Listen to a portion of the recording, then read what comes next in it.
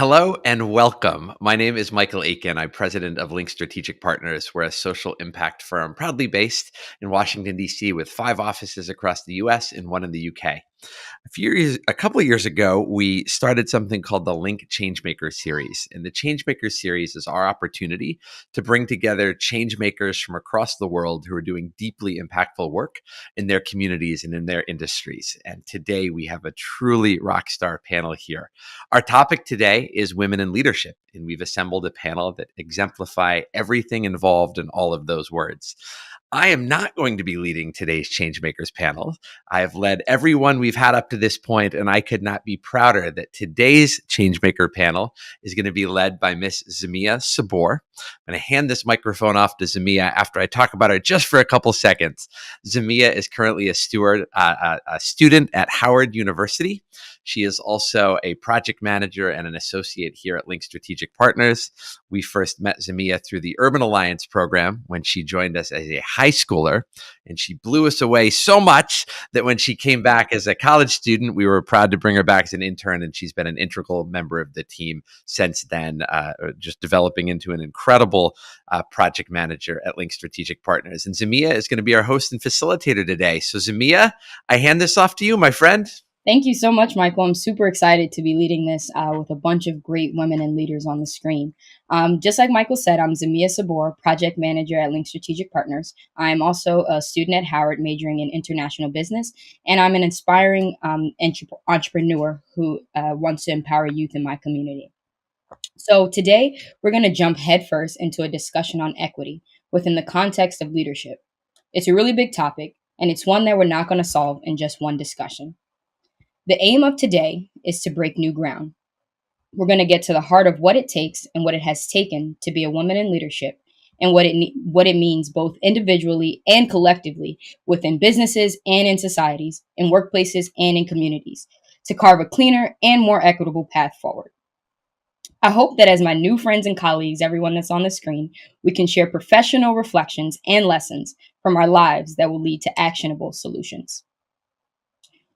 Just to set some ground, in the moments of uncertainty, we have seen an emphasis on the need of improvement within our social equity. We need to work toward a new normal that emphasizes flexibility and highlights the individual's perspective, acknowledges that change is a constant, recognizes that we've achieved so much, but there is still further to go, and rolls with the punches. We need to become more open and courageous about having discussions that aren't afraid to address problems head on and acknowledge the inequity that led us here. With that being said, let's dig in. I could not be more excited about the incredible collection of leaders that we have with us today. They represent the very best in politics, in business, and in the nonprofit sector. They are also good people who we at LINK have the distinct pleasure of calling our friends and partners. First up is Taniqua Broughton. She's currently the executive director of the State of Black Arizona. Next up is Sherilyn Harley Laban. She is a partner at Dunlap Bennett and Ludwig. And lastly, Kate Stewart, former mayor of Tacoma Park. Thank you so much for joining us today. Let's unpack the professional roles that each of you play and what has inspired you to become a leader for the communities that you serve. Kate, we're going to start with you. I know that you're currently wrapping up your role at Tacoma Park as mayor of Tacoma Park. First, can you define leadership? And then can you tell us a little bit about both roles and the work that you lead day to day? Sure. Thank you so much for having me today. I'm glad to join the panel. So I'm wrapping up as the mayor in Tacoma Park and was just sworn in as the county council member.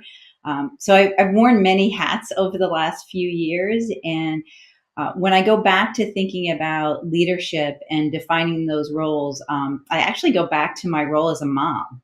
I have 2 kids, both are in high school, and when they were younger, one of the things that really drove me to do the work I do was them thinking about getting older and learning about different times in our history and turning to me and saying, like, so what were you doing then?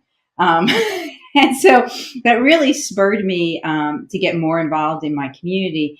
And then as they got older and doing work as mayor, really thinking about our institutions in our country. And this has been something that I've been thinking a lot about over the last couple of years, the good and the bad.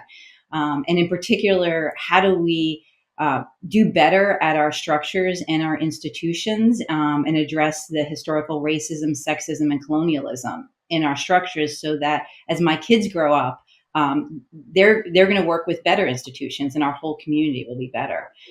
So I'm always thinking about the future, I guess, when I'm thinking about leading, and what am I leading behind. And one of the quotes I kind of keep near my computer is a quote from one of my favorite authors, Jacqueline Woodson, who she wrote in one of her books, "The revolution is like a merry-go-round, history always being made somewhere.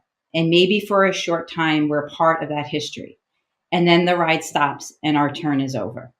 So I kind of keep that at the forefront in the work that I do, realizing I'm only here for a short time. I stand on the shoulder of the people who came before me, and I want to set the future up for the people who come after me. Thank you so much, Kate. That's super inspirational. Taniqua, we're going to move to you. Can you define leadership and tell us a little bit about your role at State of Black Arizona and the work that you lead day to day? Oh, Zamaya, thank you so much for the introduction. And two great questions, I think, that are part of my current sort of exercised duties right now at the State of Black Arizona, which is leading the African American Leadership Institute for Phoenix and Southern Arizona. So I'll start with, first of all, just talking about the State of Black Arizona, because people may not be familiar with it. And know that there is a model out there. But the State of Black Arizona is a platform that synthesizes data, demographics, and research around issues and concerns that relate to African Americans in Arizona. Those pressing issues that we need to make sure our voices are shared and heard for those who are making decisions, those who are changing policy, those who are creating programs, so that ultimately at the end of the day, when we look at the dynamics in the ecosystem of Arizona, it is reflective of all voices and it is in betterment for all Arizonans. So with that, I am the founding executive director of the organization. And so I build things. I was able to come in early on to help this advisory group really scale now to a nonprofit since 2015. And our work is really very much focused on reports and publications that really drive that change and voice that we need to have as 5% of African Americans in Arizona. And we also run and lead the African American Leadership Institute. As I shared earlier, it is a 10-week, I like to say, skill building and knowledge building program around issues and concerns as it relates to African Americans. We are 9 weeks in and we have our graduation next week. So I'm very excited about the mid-career leaders that are in it. So when I think about how I define leadership, right now, I'm working in the space where I think about what is my assignment and purpose as a leader, and being very clear and understanding where I am showing up and how I am showing up, and that strategy in which I need to do for the community I'm either serving, the people who are in the room, or the actual project that I am executing. It is all about my own awareness around my leadership. So self-aware leadership is really how I would say I'm defining how I show up as a leader to lead others. If I am not aware of that and I am not clear on that, it makes it challenging. And I would leave in thinking about what Kate said around the shoulders that I stand on. Leadership would be about legacy. What am I leaving behind? What am I doing? And when I am not in the room, how people are thinking and speaking of me, not because I am there, but what they are saying because what I have done and how I've changed and impacted their lives or the organizations they are with.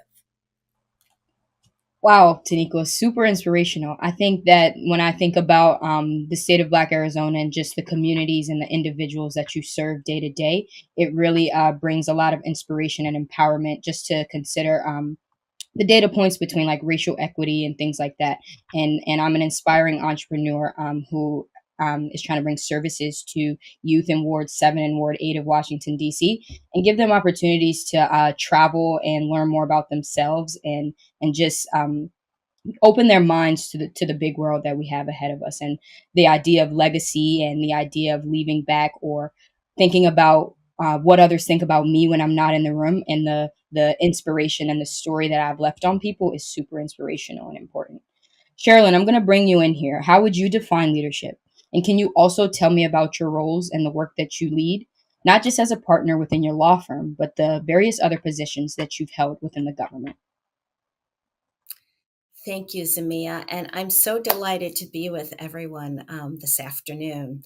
So, I've had a pretty diverse career, and I firmly believe that the leadership roles that I've witnessed and the roles that I've had have really sort of taught me and helped me get to where I am today, and how I define leadership and what that looks like for others.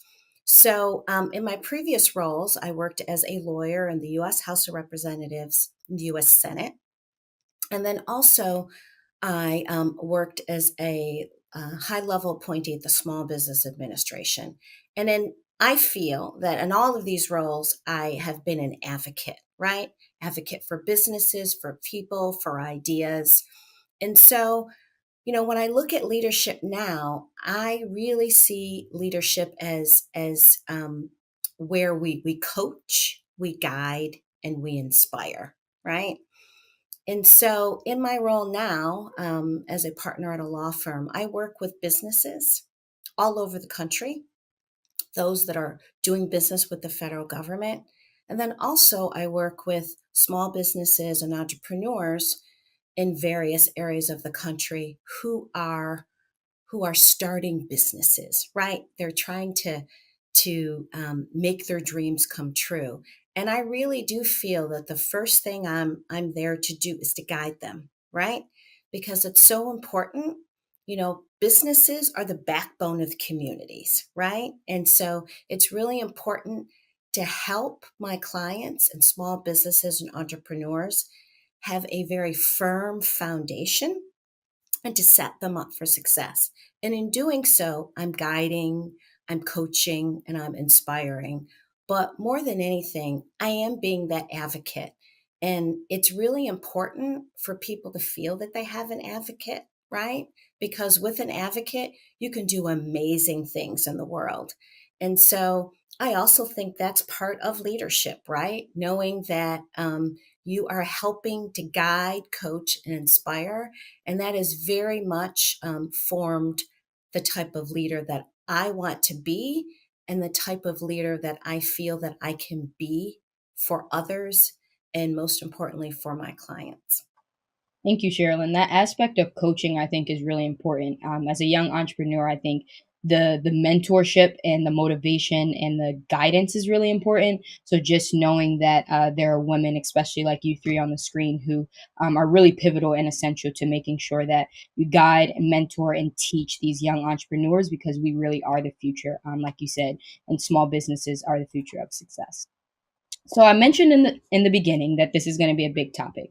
It is important that we create actionable goals that will allow us to navigate through our careers with intention. The word intention is really important here. But as we move through this conversation, I want to ask you all, what do we hope to achieve as a result? What do you want our audience to leave with today? Taniqua, I'm going to start with you. Let's see. What do I want the audience to leave with today? So I can take the next hour on this one, but I won't. Take it away. Take those. There are a few things when I think about what I want people to kind of leave with. So I'm first of all thinking about how you recognize how you are showing up.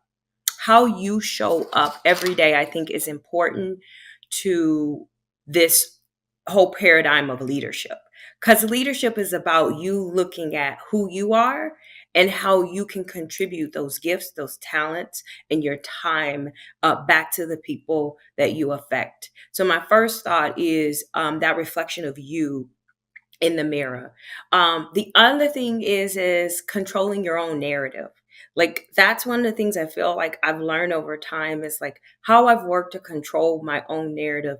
People wanting to make decisions of which positions they want me to remain in. I don't want to be the arts education lady forever. I'm much more than that. I am an entrepreneur and an innovator. So like that is much more encompassing than one particular industry and or field. So thinking about how you control that in a intentional and strategic way, but understanding your competencies and your skills that you have at that time as you go down that journey. Um, Relationship currency. You got to have it. If you don't have it, you need to begin the process of having relationship currency. I would say to Kate and Sherilyn on here, we know that our relationships with people that we have, the relationships you may not have, are really important to how you navigate. So when I think about what I can leave you is make sure you have a lot of relationship currency. Begin to build the relationships that you need to have and nurture the relationships that you don't. And then the last thing I would say is self intelligence. Have self intelligence around finding your purpose in life. What is your assignment? I remind people constantly I have no desire to be Superwoman or Wonder Woman. I just understand my purpose in life. And what I do every day, I am excited about. It may be massive amounts of work, but it's things that I love to do so it doesn't feel like work. So those are my thoughts. Thank you, Taniqua. That's super, inspirational. And I think knowing your purpose very early on and as a young leader, I think is important because that changes the way that we step into work environments, the lessons that we take away, the mentors that we have. And I think that knowing your purpose is really essential because ultimately that's what creates love in the work that you do, which is why I love working at Link because I feel like I know my purpose, serving the community. And helping the community is really important to me, and that's part of my purpose. Kate, I'm going to toss it to you next. What do you hope to achieve as a result of this conversation, and what do you want our audience to leave with today? Great. Well, I'm just so thankful that you all have created this space that we could have this conversation because too often, with social media, our busy schedules and to-do lists, we don't even take the opportunity to create a space to be intentional and to step back and to think about all of these topics. I really want to build on what Taniqua said because I think she said it so beautifully about living intentionally and knowing your purpose. I think it's also important to know the impact you have because sometimes we have great intentions, but the impact of our actions aren't always what we think they're going to be. And that's a space, particularly as a white woman, as a leader, I'm always really conscious of because there have been a lot of people with good intentions who've done some not great things to people and communities, and really being open and understanding what the impact of your actions are as a leader is super important, as well as understanding what your intentions are because they don't always go together. And then the other thing is self-care right now is super important as a leader. There is a lot that comes at you from many different places. And I think, particularly as a woman leader, it's really important to take that time and know what you need for your own self care. Is really important because you're doing this work and you're doing it with other people who rely on you. And if you're not also showing up 100%, it impacts the other people who are around you. So self care is something that can be selfish and also selfless. Definitely, Kate. Thank you for that. Sherilyn, I'm going to toss to you. What do you hope to achieve as a result of this conversation? And what do you want our audience to leave with today? So one of the takeaways that I'd like to leave for the audience is that the beauty of this world is that we have many different types of leaders. We have leadership styles, and to pull a little from Kate's point, there are some wonderful leadership styles, and then there's some not so admirable leadership styles. But the beauty in all of this is that as evolving leaders, we are able to pull what resonates with us and pull these different attributes that we see and witness in the world. And through that, we can develop, this holistic type of leadership style. And I think, that's something we always have to remember, right? That there is not one perfect leader, right? We see wonderful attributes in different types of leaders at all levels, right? Whether it's right down to the garbage collector, to heads of state. I mean, everyone truly is a leader in their own right. And I think that that's something that we have to remember. And the fact that we can pull together all these different attributes and really develop a leadership style that works for us, that works for our communities, that works for our families, and really develop a wonderful, compassionate, inspirational type of leadership style that really resonates and becomes, a part of your authentic self. Thank you, Sherilyn. One thing that your comment made me think about, when I was interviewing at Link, one question that they asked me was, "What is your leadership style and your management style? How do you like to be perceived as a leader, and how do you like to be managed?" And I think that as a young leader, I was about like 20 years old coming into my first professional job. That really made me think about, like, well, what is my leadership style? I know that I want to serve youth in my community. I was a part of the Urban Alliance program, where I saw like the internship opportunities helping urban youth in urban communities, or youth in urban communities. I'm sorry. But knowing that those questions and those statements of like, well, what is your leadership style, really does give people the opportunity to think about how I want to be a leader, how I want to serve people in my community. Because sometimes there isn't a standard rule book to that. There are different communities with different problems and different needs that need to be met. And knowing as a leader how to lead those communities is really important. So thank you all for that. Next, we're going to move into the role of dialogue within empowerment. So the role of dialogue is important and is an often overlooked step in creating change that is not only actionable, but it also resonates with people. So I'd like for us to unpack a little bit. How do we get to this point where we are collectively as a society? How are we able to better assist and view the issues of the problems from different perspectives?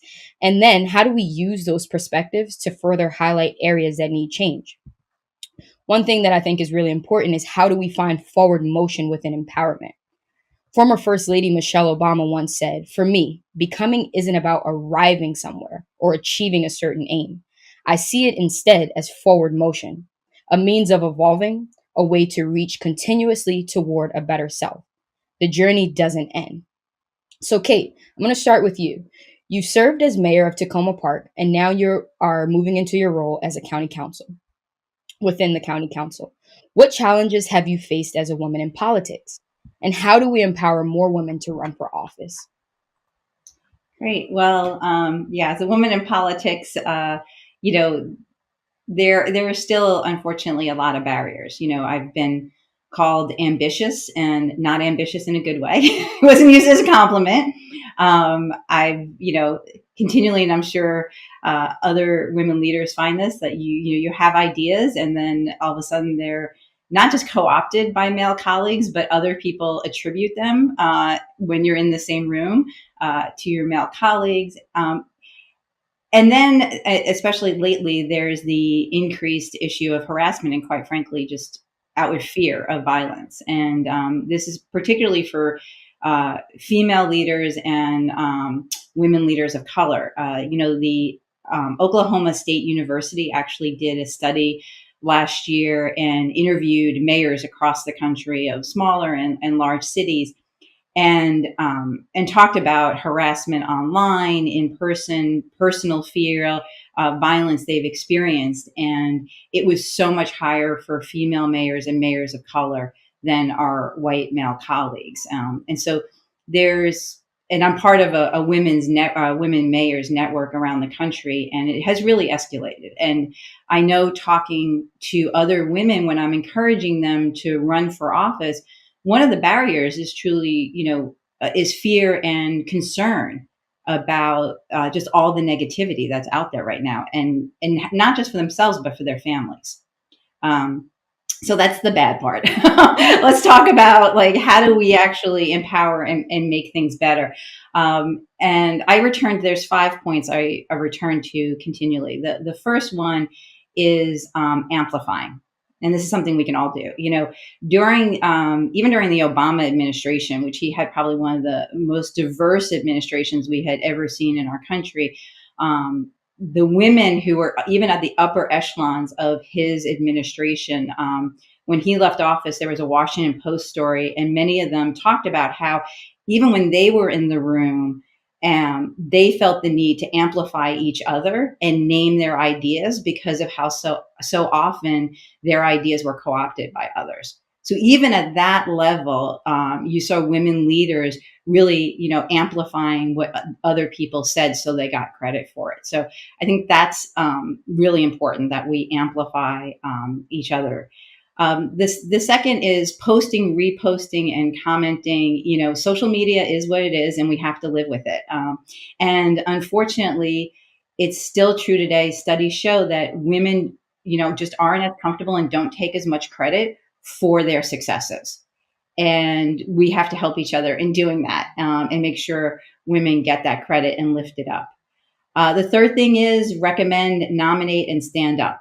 You know, especially young women, and really helping them, you know, see where there are openings and opportunities.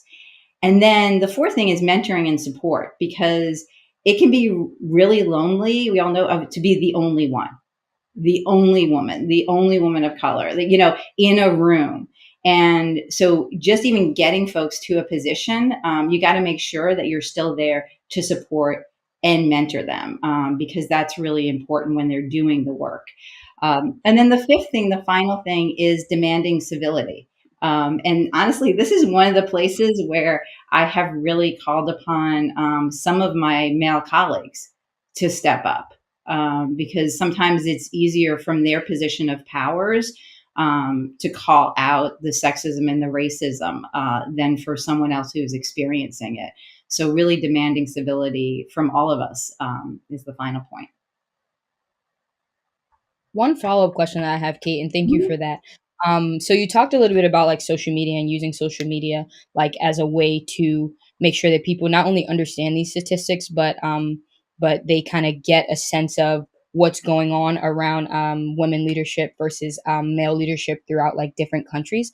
How do you think, or like just internationally as well? How do you think that we can use social media as a way to share these statistics and develop like a story, but not only a story where people just understand it, but where people want to be included in it and develop change in this sense as well? Yeah, I think that's a great question. You know, one, I think it's sometimes people don't know the statistics and they're really surprised. Like, you know, for example, the state of Maryland is assumed to be this like deep blue state, and aren't we wonderful? And we like to pat ourselves on the back. But the fact is that we just elected our first black governor ever, and people are like, really? This is the first time, and we've never had a woman um, governor. And so and when you look at executive offices in the state of Maryland and a lot of our congressional delegation, there's not women leaders there. And that real sometimes when I talk to people who live in Maryland, that really surprises them, because there's this assumption that they live in a state that is fairly progressive, and they assume people have taken on these leadership roles. So I think one is just sharing those stories, and then when we do have things like our new governor in Maryland is really celebrating those and making sure that you know, it's not just that we're celebrating a first, but that we're really celebrating, you know, one of many, that we're changing things for the future. Definitely. Thank you so much for that. Taniqua, I'm going to toss to you. In your role as the executive director, in your role as executive director of the state of Black Arizona, you work to share data with your state and to the country to lead the empowerment of African Americans. How do you think we can further empower women to take on leadership positions? Can you unpack this a bit more about how we can achieve this collectively, working together towards a shared goal? Absolutely. Thank you, Samaya. So I think I'm going to take the approach that Kate took, which is I'm gonna start with my dark before I go into the light. And I think when I think about this question, I have a great example that just happened today or this morning. Is I think the first thing we need to do, if this is about empowering women in leadership roles when it comes to the collective part, is we have to shift the paradigm around this commitment to misunderstanding. And what I mean by that is this desire to want to misunderstand how a leader is showing up as a woman, whether she be in a really big position, whether she be very busy, whether she come off as a person that is a boss lady. She's just kicking butt. The commitment to wanting to go to a negative place or thought, or I emailed or I called you, Taniqua, and you didn't reach out. Well, email and call me again. It has nothing personal to do with you, that I might have just missed that. And so I think the collective part is us honoring in our roles that we won't allow people to commit to misunderstanding and stay in that. So, for example, I like to navigate my relationships when someone comes to me about something negative or someone else. My first thought is we have more in common than we not. And maybe you did have a not so great, you know, experience or thought. But ideally, we need to work together. So set aside foolishness, set aside egos. At the end of the day, we need to get this done because we're not in competition. And so I work to also make sure I don't feed into the commitment to misunderstanding, because I think the commitment to wanting to misunderstand things is the huge part of not having us work collectively. And now the three of us will be meeting together about something that we cannot move this work forward in this state if we didn't. And I think it is that idea of misunderstanding. I think it is the idea of the competition. It's not. When I talk about knowing my purpose and what I'm supposed to be doing, I know my lane. I know my race. We not in the same race, in the same lane. So do not work to feel like I am competing against you or not.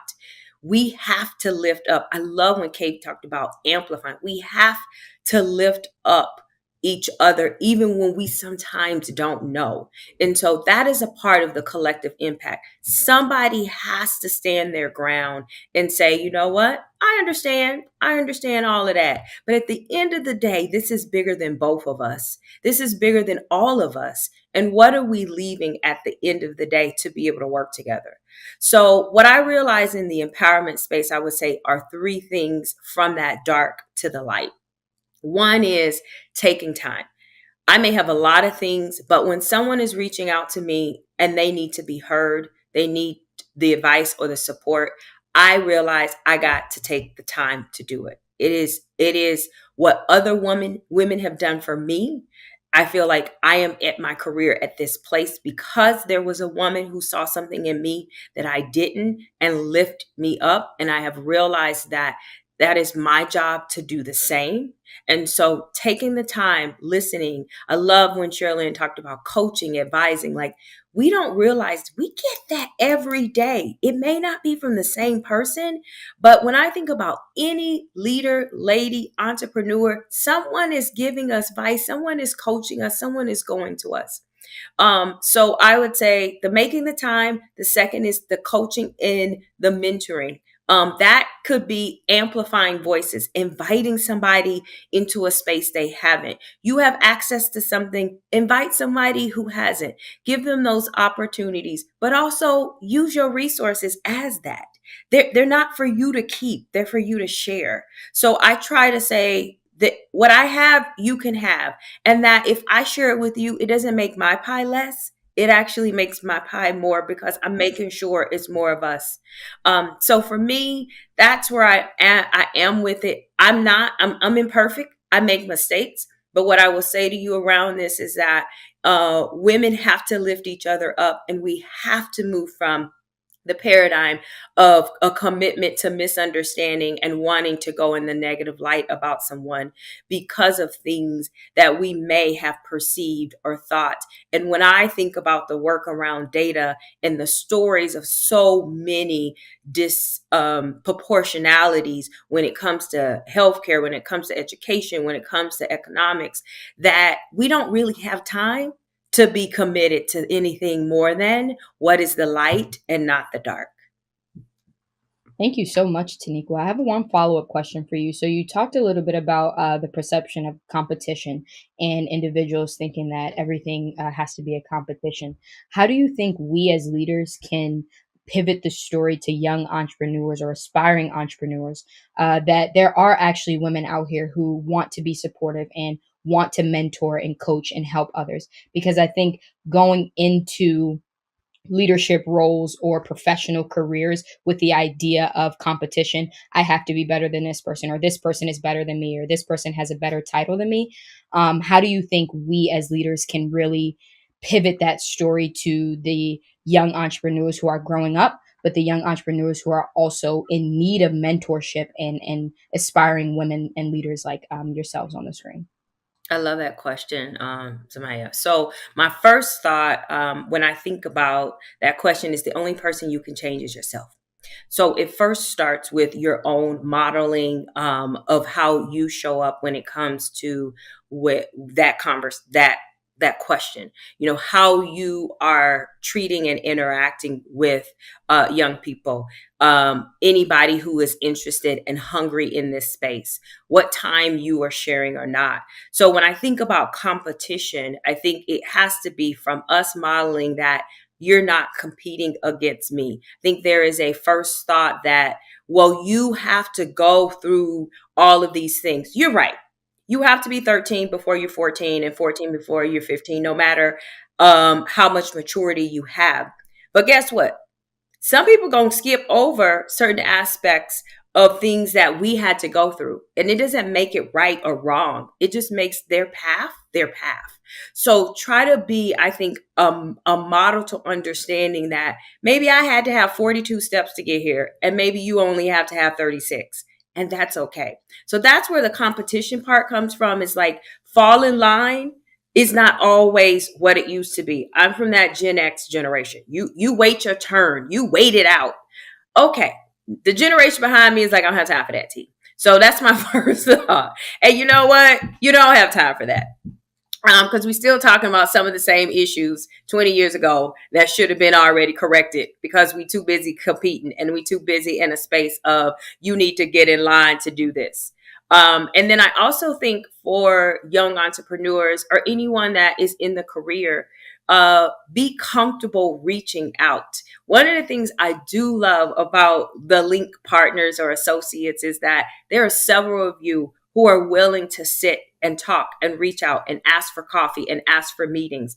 That is something that is a skill that needs to happen. You need to build your network. And even if it's just talking to people, it is you not expecting everyone to reach their hand out, but you doing your own work. So this is really a partnership with yourself and with the community and industry that you need to do. But it's one of the things that you have to realize the only person you can change is yourself. So how you show up is to how I think you begin to think about who feels you, who needs to be in your circle, and what you need to do. And everyone's not for you.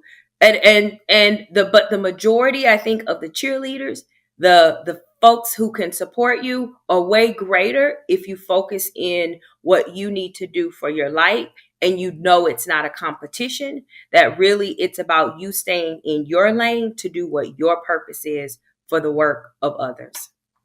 Thank you so much, Taniqua. And I think it's really important that young and inspiring entrepreneurs and young leaders learn those lessons very early on, because once you've already stepped foot or got into your professional career and you're navigating through different roles with different managers and different leadership styles and mentorship styles, it's really important for you to know, like, this is me. This is my journey. My journey might take longer than others. My journey might not be longer than others, but it's really important to know and understand that your story and your passions and everything really comes within the heart of yourself. So thank you for that. And I feel like as a leader, you should be comfortable with that. Definitely. That thank you that you didn't have to go 17 more steps than I did. Yep. That you are learning, and that sometimes you might fall and you have to go back. But what I do say is that even though someone is asking you to mentor them, it should be a reverse mentoring. It should be both. So I'm on this call and like Sherilyn saying stuff and Kate saying stuff. I'm like, I'm writing notes too. Because at the end of the day, I'm learning from these ladies. And that's how it should be. Your mind should be open to the learning, whether you're the person who is the mentee or the mentor. I think that's the richness of it. Definitely. And I think I learned that, just to add one more comment, Sherilyn, I'm going to bring you here in a second, but I think that's what I learned very on too as an Urban Alliance intern. When I came in as an intern at Link Strategic Partners, it was like, the mentorship was so it was very level headed. Like, I had meetings with Michael my very first day at Link Strategic Partners.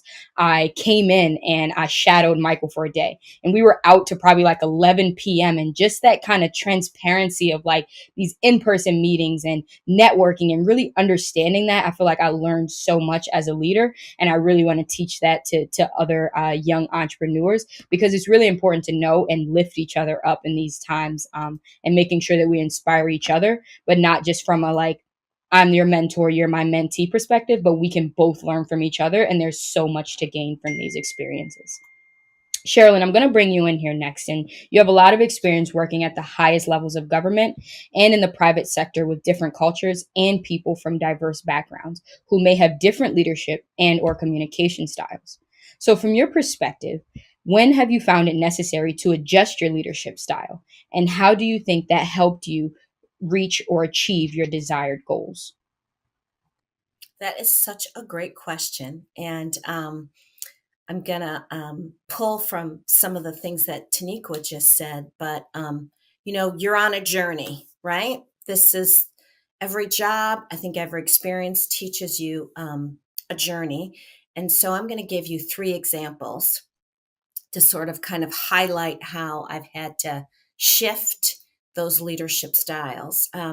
So when I worked in Congress as a lawyer, both on the House side and in the Senate, there's just 2 kinds of people. There's the staffer and there's the member.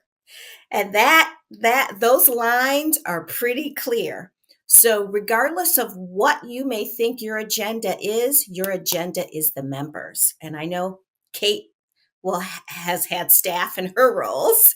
So I know she could very much relate, because Kate is the member and she will have staff. And so I can tell you, at least in those particular roles, it's very humbling, right? Because you are very much in a servant leadership role, right? You are there to serve, you are there to help, assist, and it is not the staffer's agenda. It is the member's agenda. And if in any way you think and get confused about your role, I am sure someone will correct you very soon. And very quickly. So, a very humbling experience, right? Because you know that you are there to guide, to help, to research, but not necessarily in a leadership role, except leadership of the issues, right? So that's it was an amazing experience, and again, a great exposure to different leadership styles. So you get to pick and choose and really see the types of attributes that you would like to aspire to and that you would like to adopt. And then when I worked at the Small Business Administration, an executive role, it was a very amazing experience. And to Taniqua's point, all of these various competing agendas. And I very much felt that my role was, it varied every day. Some days I felt like I was a kindergarten teacher. Some days I felt like I was a member of law enforcement. Some days I felt like I was a member of the clergy. So you're really adapting to all of these different personalities and departments and competing agendas. And I felt that my role was really to be a facilitator. Again, my agenda at the time was not important because I had larger agendas that were competing, and I needed to make sure that everyone was heard and that we could all work towards a common goal. So almost like being a coach as well, right? You've got all these different athletes and you're trying to bring everybody together towards a common goal. And then finally, in my current role, um, back to my earlier points in the conversation about being a coach, a guide, and inspiring, right? So every day I have all different types of clients, but what the one thing that they rely on is for me to come up with the agenda and to come up with the plan to how to solve their problem. Nobody is particularly interested in how I'm doing that day because what they want is for me to solve their problems. And that's great. That's my role. But the one thing I have learned, and what I learn every day, is that every day, with every scenario and every individual or company, you're adapting to your leadership style.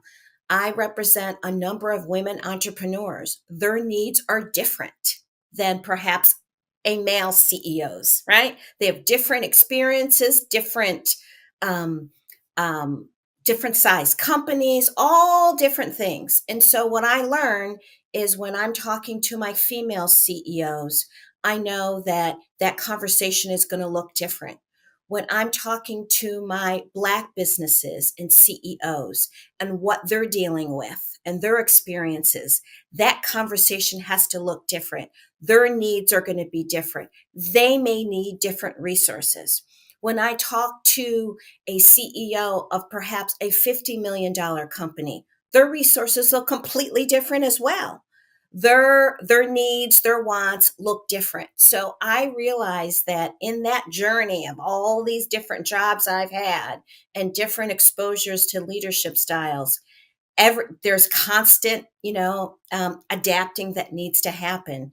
And then somehow at the end of the day, you think and you look back and like, okay, so that was a good day because I know in that day I had 10 different personalities and everybody has 10 different needs. And again, my job as the coach, the guide, and the person who's supposed to be inspiring, that's my job. And I need to get them to the goal line every day. Thank you so much, Sherilyn. One thing that this made me think about, in eighth grade, I had the opportunity to travel to France after I've taken French for sixth, seventh, and eighth grade. And then, if we had all good grades and like we were pretty good in school and everything, our teachers let us decide if we wanted to go to France or not. Of course, our parents had to like do a whole bunch of legal stuff and pay and everything like that. But it was very inspirational to think about as a young entrepreneur who's majoring in international business right now at Howard University, how that kind of passion and knowing my purpose and knowing how to adapt to different leadership styles and communication styles is really important, because I never really understood the true value of traveling and having that international experience so young. I had the opportunity to really understand that not everyone is the same, just like you said, whether if it's a Black CEO or whether if it's a Fortune 500 company or whether if it's someone from an entire different ethnic background and culture than you. It's really important to make sure that you adjust to their leadership styles. One follow up question that I have for you, Sherilyn, is what kind of advice do you have, not to only me but other young inspiring entrepreneurs who are very early on in that, learning how to adjust and adapt and making sure that the way that you communicate and become of service to people is the way that they need it? What kind of advice do you have, and what have you learned through that, and the benefit of knowing the difference between how to communicate with different people and different leaders and businesses around the world? One of the things I would say is give yourself grace because you're not going to get it right every day because I mean people are complicated, right? And so you've got to get to know them a little bit.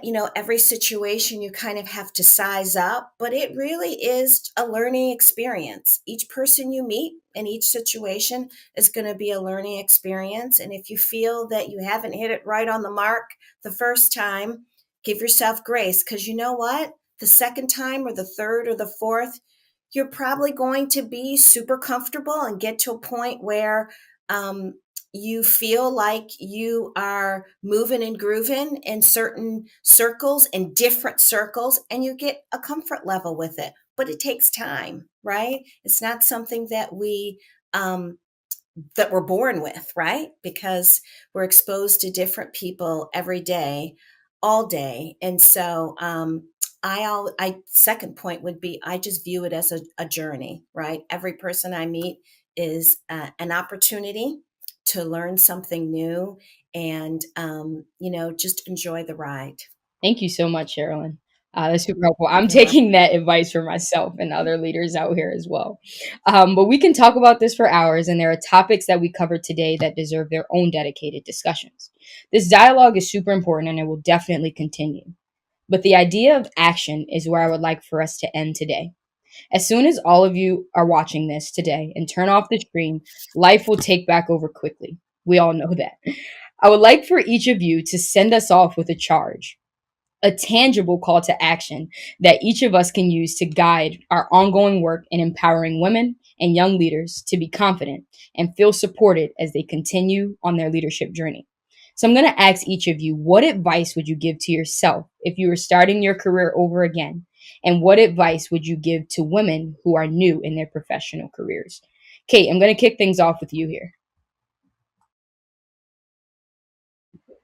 Great. Well, thank you so much. And thank you for this time. It's been great. So I'm going to pick up where Sherilyn was just talking about giving yourself grace and giving others grace. And I don't know if you can see it, but I have a tattoo.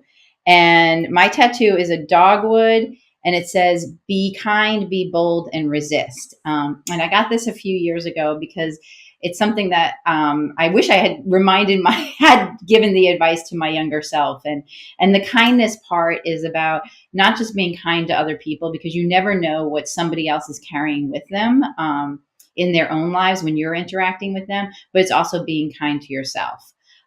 Being bold is, I think as Taniqua and Sherilyn have talked about today, like, we're going to make mistakes, but wouldn't you rather make a mistake being bold and being out there and doing the work you really care about? So reminding myself to be bold. And then resist is, resisting a lot of what's out there that really holds us back. What holds other people back. But then also, just like resisting the status quo, and constantly knowing that even though we can be tired and it's a lot of work, we can be much better. And so that's what I wish I had reminded my younger self of. And so I actually put it on my arm to remind my older self of it. And I would tell to other people, other women. Thank you so much for that, Kate. Taniqua, I'm going to toss to you next. What advice would you give your younger self if you were starting your career again? And what advice do you have for women who are fairly new in their professional careers? Oh, I love this question. So I really, really do. This question has come up a few times this year, and I'm like, Lord, what can I tell my younger self? But I actually have three thoughts around my younger self, and then two thoughts specifically for women. And these are things that I feel like when I really reflect on who I am and how I show up, I hope other people walk away and say, I could see myself in that. I can see myself doing it, because the reality is we're only our best self based off of how we reflect on ourselves. So my first thing is learning accountability in everything you do. It really demonstrates love that you have for others and yourself. It really is about maintaining, building, and sustaining authentic relationships. What I love about my relationships, whether they're work or personal, is that everybody knows is what you see is what you get. Taniqua is giving you exactly who she is. And I feel honored that I've been able to take personality tests in leadership spaces, and who I say I am as a leader is who it pans out to be. And that's one of the things is my younger self, be your authentic self. because people actually have said to me the one thing they like about me is that I'm authentically me. I have the audacity to do things that maybe most people don't, but it is in my skin and my way. And that makes it a level of respect because I am operating in that. The second thing is patience is a virtue.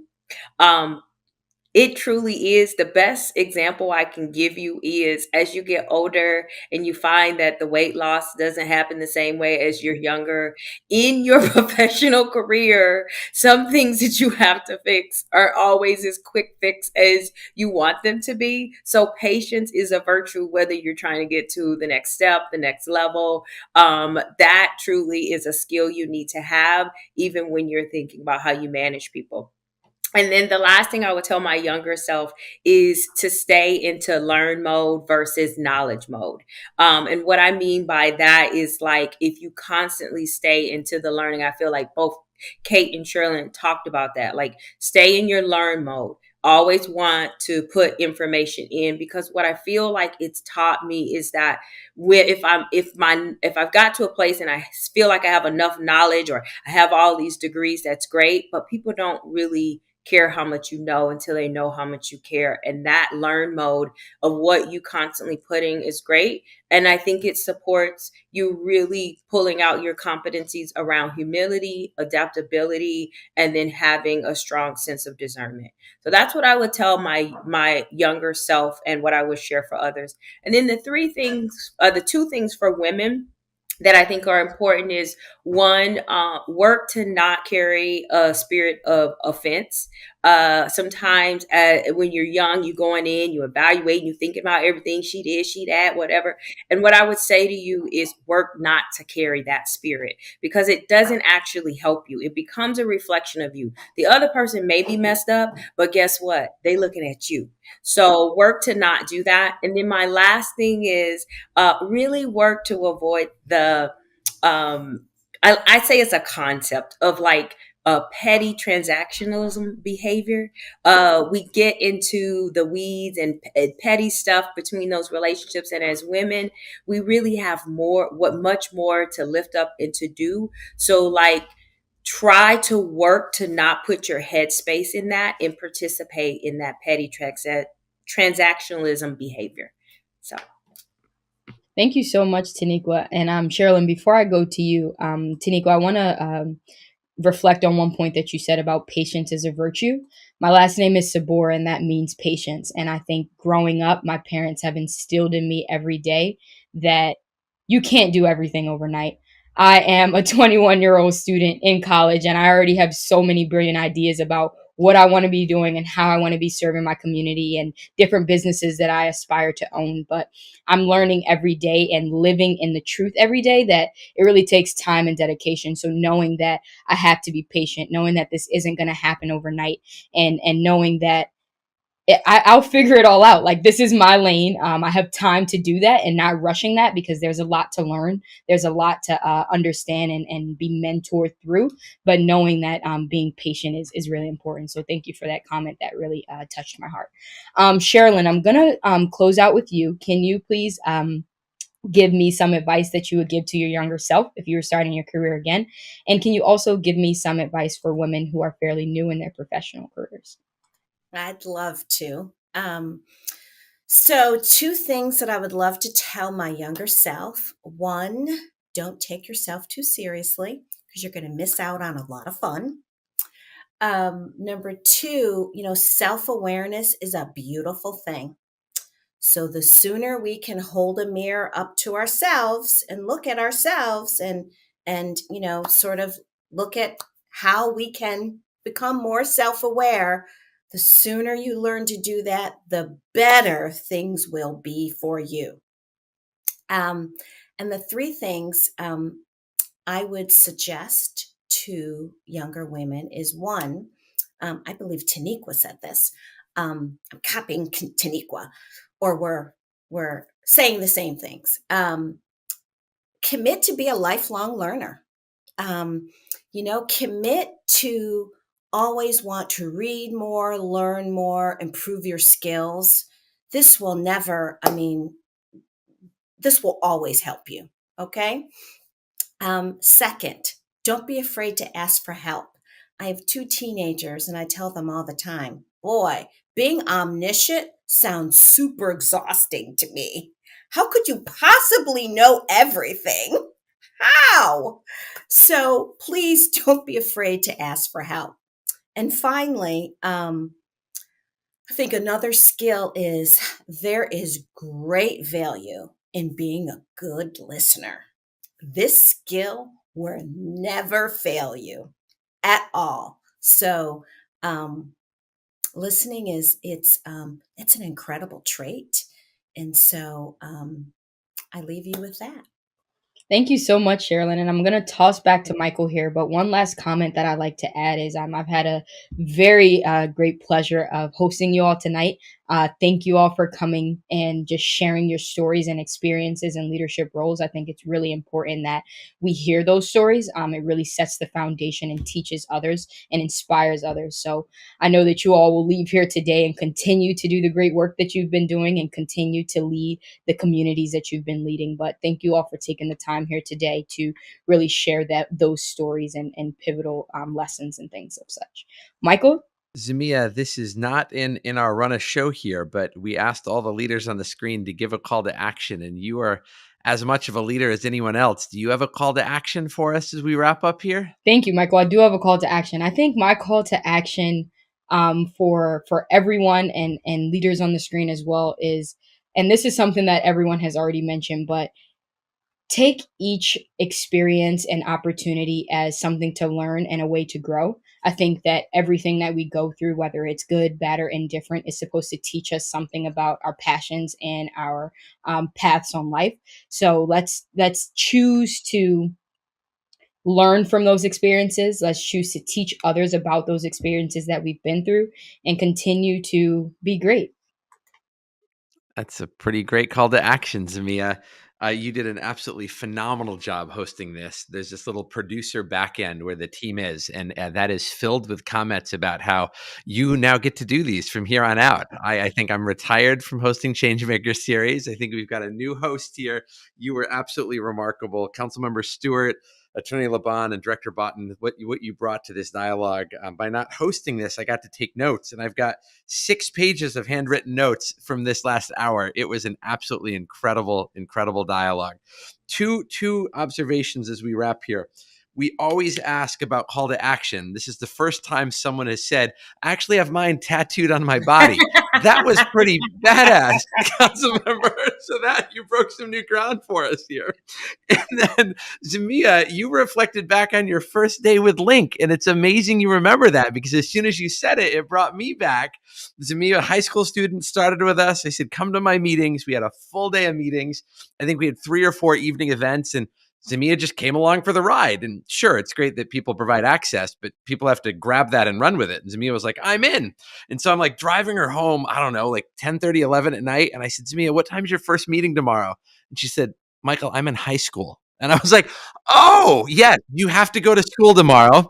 And please don't let the internship get in the way of that. But she took that opportunity and ran with it, which was really amazing. So thank you all for being part of the dialogue. And for all of those of you watching live, thanks for joining us today. We will also archive these on the LINK website and on our social media, so they'll be available. If you like what you heard today, we encourage you to share this because this was a dialogue that other people should hear. And hopefully it inspires more dialogue from there.